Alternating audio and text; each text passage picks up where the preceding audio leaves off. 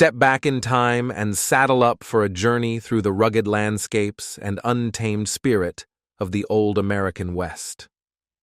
From dusty saloons to vast prairies, this iconic era has woven tales of adventure, resilience, and larger-than-life characters that continue to captivate imaginations today. Get ready to be transported to a time where cowboys roamed free, outlaws ruled the frontier, and legends were born in the wild. Here are 10 incredible stories that paint a vivid picture of this legendary era. Number 10. The Ghost Dance. In the year 1870, the Ghost Dance, a fervent Native American spiritual movement, emerged with promises of a restored tribal existence. According to its beliefs, the once teeming herds of buffalo would reappear upon the plains, the departed souls would return, and a world free of white encroachment would materialize. This powerful vision resonated deeply, particularly among the Lakota people, and gradually spread its influence to the lands of California and Oregon. As news of the ghost dance rites rippled into the adjacent white settlements, authorities grew increasingly alarmed, perceiving the ceremonies as a potential catalyst for conflict. Fearful of a looming uprising, the U.S. government swiftly dispatched military forces to quell the dancing and apprehend prominent leaders, including the renowned Sitting Bull and Chief Bigfoot.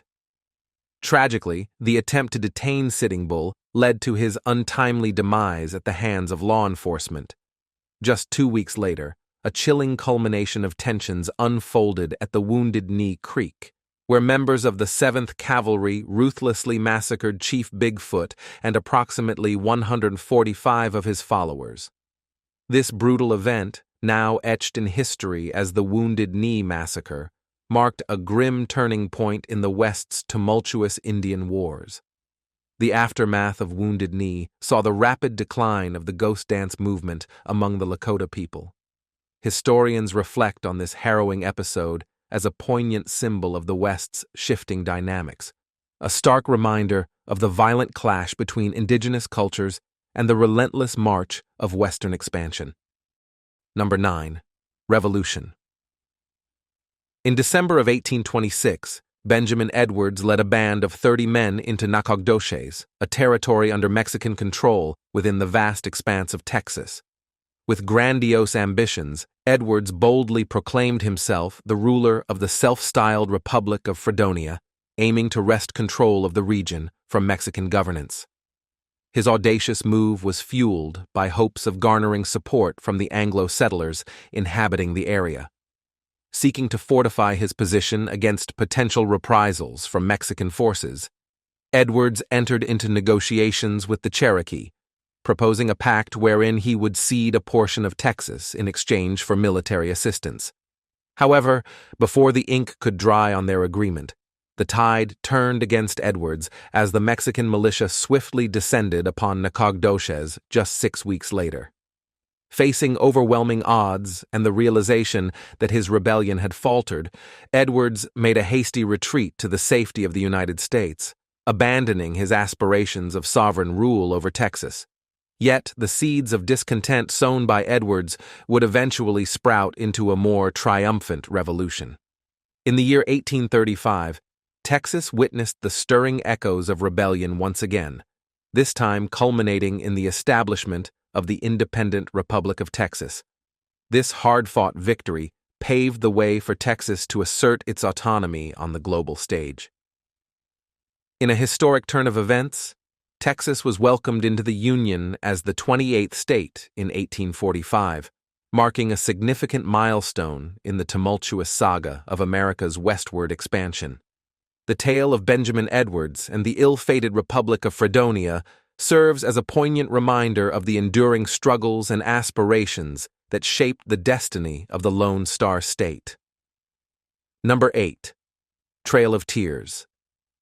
In the tumultuous era of 1835, the Cherokee Nation found itself at a crossroads marked by the signing of the Treaty of New Echota.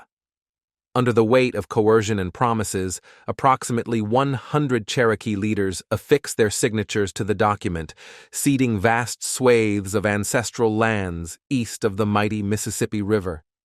In return, they were assured compensation in the form of monetary funds, livestock, and parcels of land within the confines of Indian Territory. However, the Treaty of New Echota was met with vehement opposition from the majority of the Cherokee populace, who viewed it as a betrayal of their heritage and a usurpation of their birthright.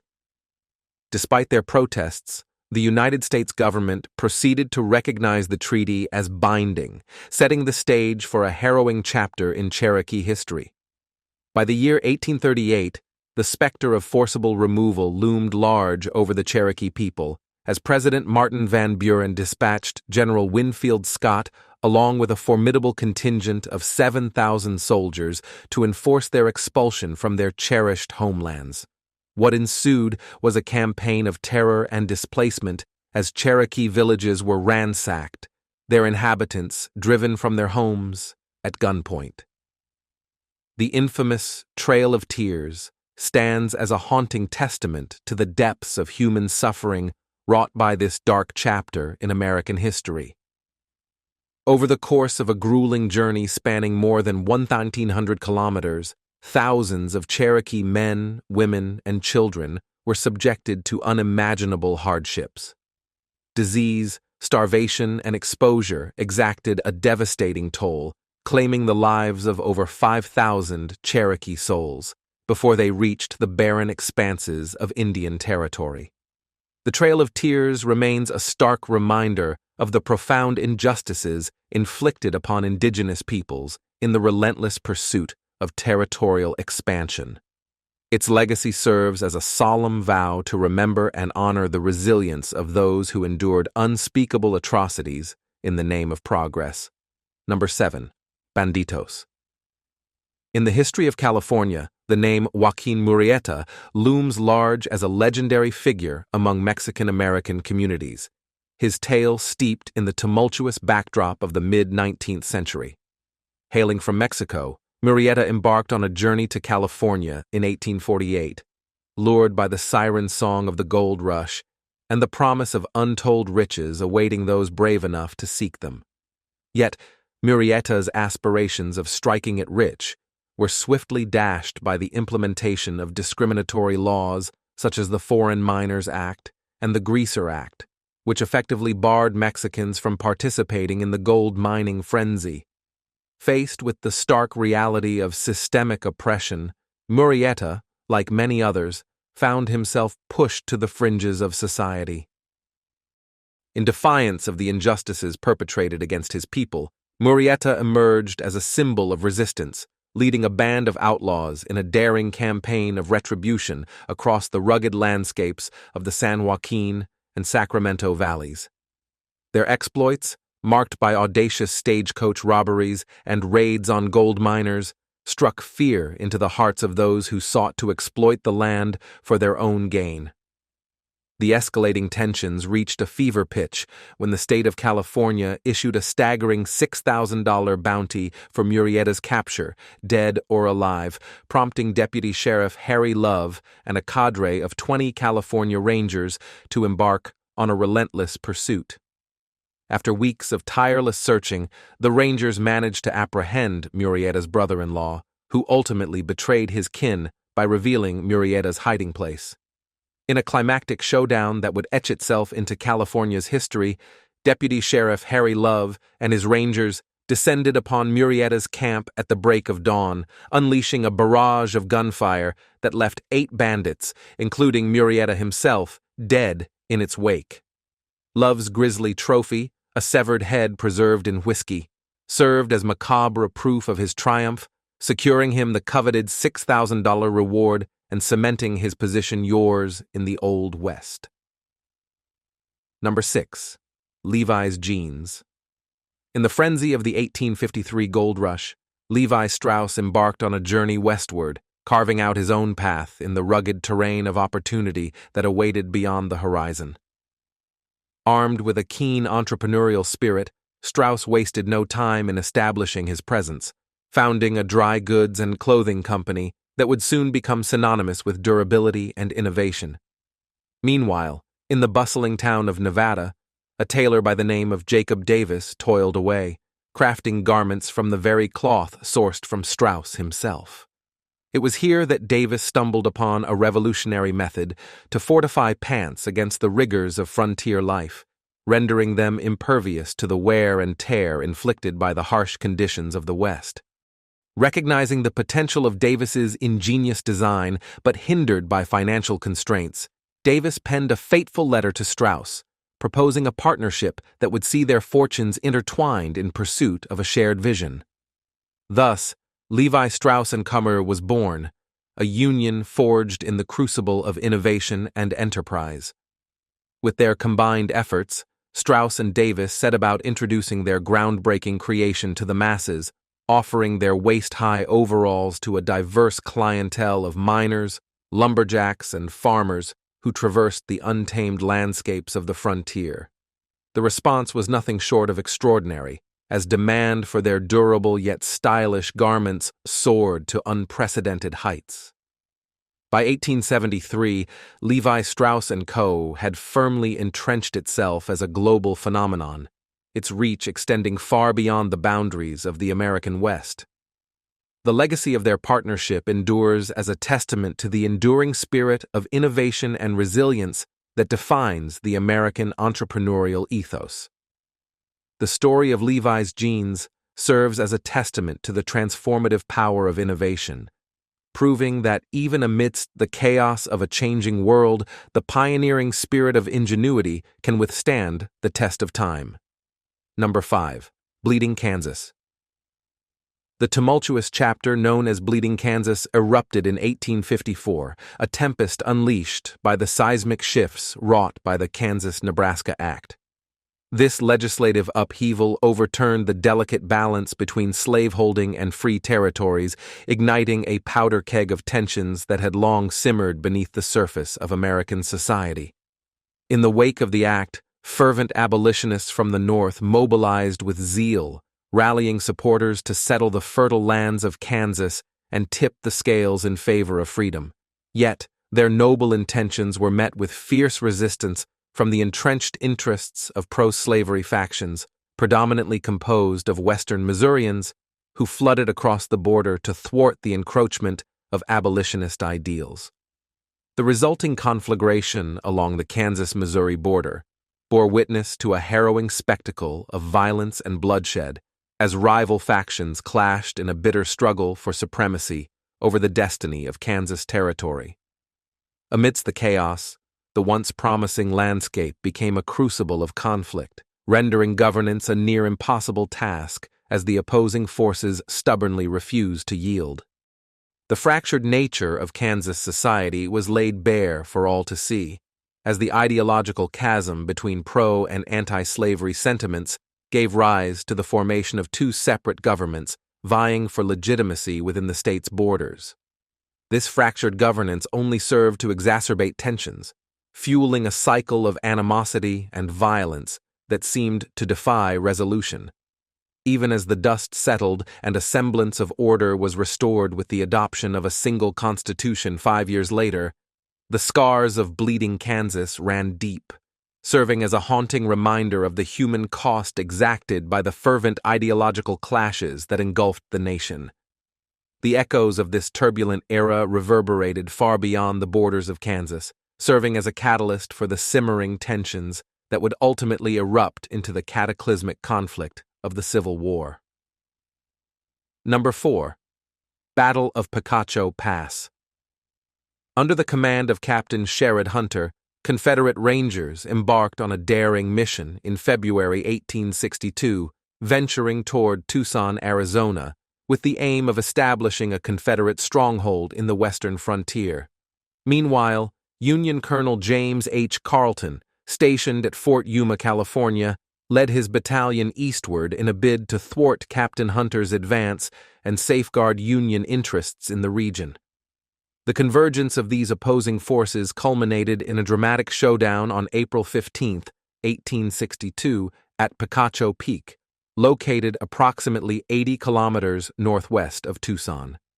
Here, amidst the rugged terrain of the desert landscape, Union soldiers found themselves ensnared in a deadly ambush orchestrated by the waiting Confederate cavalry. In the ensuing chaos, the opposing armies exchanged volleys of gunfire, the echoes of battle reverberating across the arid expanse until the waning hours of the afternoon. Despite valiant efforts on both sides, the scales of fortune ultimately tipped in favor of the Confederate forces, securing a hard-fought victory in the heart of the western frontier. While the casualties incurred in this skirmish paled in comparison to the staggering toll exacted by the relentless clashes raging across the eastern theater of the Civil War, the significance of the engagement at Picacho Peak reverberated far beyond the confines of the desert sands. Indeed, the events that transpired on that fateful afternoon etched their place in history as the westernmost battle of the U.S. Civil War, serving as a poignant reminder of the far-reaching impact of the conflict that divided a nation. Amidst the vast expanses of the western frontier, the clash at Picacho Peak stands as a testament to the enduring spirit of valor and sacrifice that defined the turbulent era of the Civil War. Number 3. Pueblo Revolt. For centuries, Spanish explorers wielded power over the indigenous Pueblo tribes of New Mexico, subjecting them to a regime of oppression and cultural assimilation. Under Spanish rule, the Pueblos were coerced into forsaking their native religions in favor of Christianity, while being compelled to pay tribute to their colonial overlords.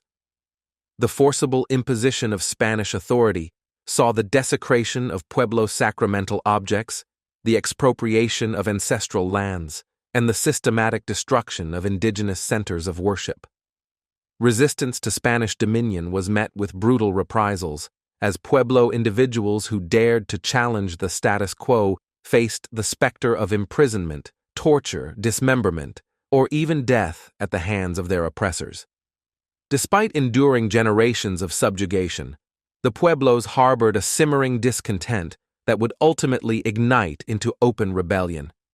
In the watershed year of 1680, the Pueblos seized upon an opportunity to cast off the shackles of Spanish tyranny, launching a coordinated uprising aimed at expelling the colonial overlords from their ancestral homelands.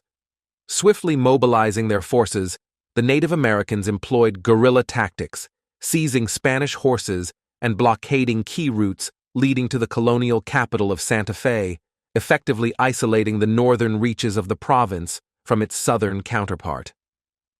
Amidst the chaos of the revolt, the Pueblos issued a bold ultimatum, demanding the immediate departure of the Spanish occupiers and the emancipation of enslaved Native Americans held in bondage by their colonial masters. Yet, despite their valiant efforts, the tide of history proved unyielding as Spanish forces rallied to quell the insurrection. In a desperate bid to reclaim their dominion, Spanish settlers and missionaries fortified their positions, bracing for the inevitable onslaught. The ensuing conflict saw a bloody clash between the opposing forces, with Spanish settlements and missions coming under siege from a determined onslaught of nearly 500 Native American warriors. Although many Spanish colonists managed to escape the fury of the Pueblo uprising, fleeing southward along the storied Camino Real, the brief interlude of Pueblo autonomy was destined to be short-lived. On September 14, 1692, the Spanish returned in force, swiftly reasserting their control over Santa Fe and quashing any lingering hopes of indigenous independence. Number 2. Smallpox. In 1837, the fur trade in the vast expanse of the Great Plains unwittingly unleashed a devastating scourge upon the Native American population: smallpox. This insidious disease, to which the indigenous peoples had no immunity or recourse for treatment, exacted a catastrophic toll, leaving entire communities decimated and vulnerable to further calamity. The arrival of smallpox brought with it unimaginable suffering and despair, as those afflicted with the virus faced a swift and agonizing demise. Victims succumbed to the disease within a matter of hours, their bodies racked with excruciating pain as they fell prey to the merciless grip of the virus. Faced with such unbearable torment, many chose to end their own lives, resorting to knives, guns, or even hurling themselves headfirst off cliffs in a desperate bid to escape the agony.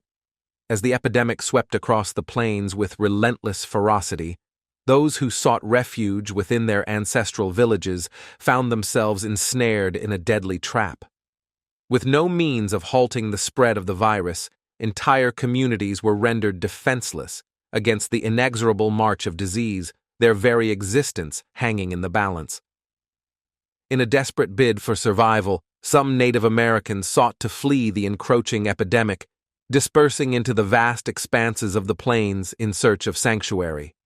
Yet, even amidst the vastness of the open prairie, the specter of smallpox loomed large, claiming lives with merciless efficiency. The toll exacted by smallpox was staggering, its impact reverberating throughout the annals of history as one of the most devastating disease outbreaks on record.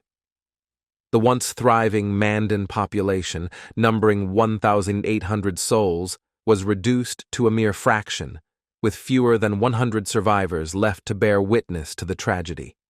Similarly, the Hidatsa and Arikara tribes saw their numbers halved within the span of a single season, their communities ravaged by the relentless onslaught of disease and despair. Number 1. Mountain Meadows Massacre. The year was 1857, and the desolate landscapes of southern Utah bore witness to one of the most chilling atrocities in American history, the Mountain Meadows Massacre.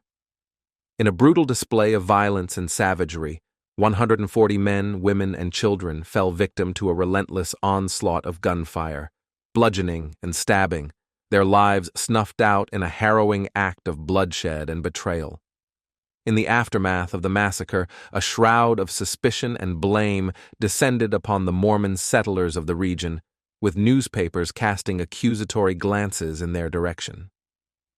Meanwhile, Brigham Young, the influential leader of the Mormon Church, sought to deflect culpability by openly attributing the atrocity to Native American assailants, an assertion refuted by the few survivors, all of whom were children under the age of 7.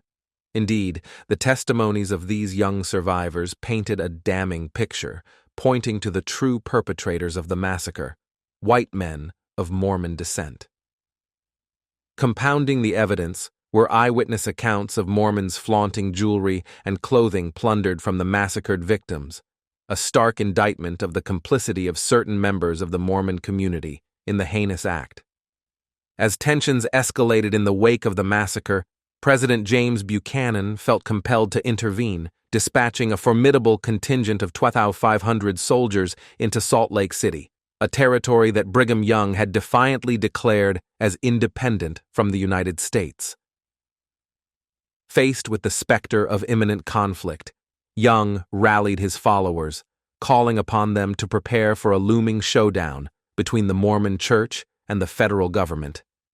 In a desperate bid to stave off the advancing army, Mormon militias resorted to drastic measures, setting fire to the plains to impede the progress of the federal troops, launching attacks on their supply lines, and even resorting to the destruction of strategic fortifications such as Fort Bridger. With winter exacting a heavy toll on the besieged soldiers, President Buchanan ultimately acquiesced to the demands of peace, offering amnesty to the Mormons for all federal offenses, including the grievous crime of murder, in exchange for a return to order and tranquility. The Tombstone Thunderbird photograph. On April 26, 1880, a shocking article appeared in the Tombstone, Arizona newspaper, The Epitaph. The story claimed that 2 cowboys had encountered a massive bird just outside of town. After shooting it, they brought its enormous body back to Tombstone. The article reported that the creature had an astonishing wingspan of 160 feet, a length of 92 feet, and an 8-foot-long head. According to the description, the bird lacked feathers and instead had smooth skin with wing flaps made of a thick, nearly transparent membrane that bullets could easily penetrate. As we conclude our journey through the story of the old American West, it's evident that the tales of this legendary era continue to captivate and inspire. From the daring exploits of frontier outlaws to the resilience of indigenous tribes, each story offers a glimpse into the rich tapestry of history that defines the spirit of the Wild West. But the adventure doesn't have to end here. Subscribe to our channel for more fascinating insights, thrilling narratives, and captivating discoveries from this iconic chapter in American history. Don't miss out on the next chapter of our journey through the old American West. Subscribe now and let the adventure continue.